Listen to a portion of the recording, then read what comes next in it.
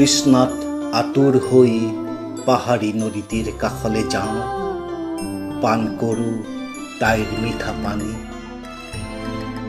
পাহাৰটোৱে কহুৱাবোৰে চৰাইবোৰে চাই থাকে মোক, দশদিশে বাতৰি পঠিয়াই দিয়ে অভিমানী কবি তৃষ্ণাত আতুৰ আহিছে ভাগৰি, কিনো কৰোঁ কিনো।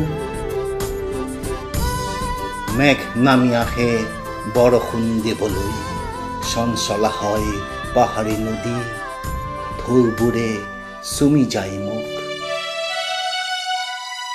পাহাৰে নাজানে, কহুৱাই নাজানে, চৰাইবোৰে নাজানে,